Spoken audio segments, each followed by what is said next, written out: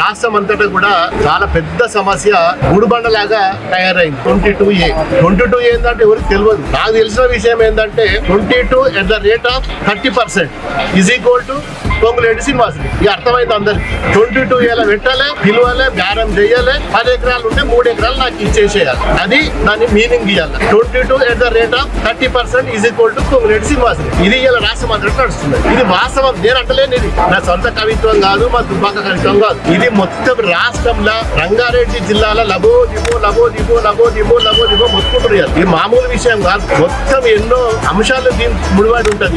భూమి అమ్ముకోవాలంటే వానికి రకరకాల వ్యాపారం చేయాలన్నా, ఇంకేం చేయాలన్నా, గృహప్రవేశం చేయాలంటే మా నియోజకవర్గం, మా జిల్లా వాళ్ళు చాలా ప్రాంతాలలో అపార్ట్మెంట్స్ కట్టుకుని పాపం డబ్బులు ఇచ్చారు. బిల్డర్ రిజిస్ట్రేషన్ అయితే లేదు. ఏంద్ర నాయన అంటే బ్యాంక్ బోర్డు లోన్ ఇస్తలేడు. ఎందుకంటే 22A అంటే 22 అంటే ఏం సార్ అని మాకు అడుగుతున్నారు. 22A అంటే ఏందో ఇప్పుడు మీకు చెప్పినా మీకు అర్థమై ఉంటుంది. ఇది నేను చెప్తలేను, కాంగ్రెస్ నాయకులు రాజగోపాల్ రెడ్డి గారు చెప్తున్నారు. ఎవరో కాదు, పొంగులేటి శ్రీనివాసరెడ్డి గారు. ఆయన చేసే తప్పుడు పనుల కోసం రాష్ట్ర ప్రజలందరూ కూడా గమనిస్తున్నారు.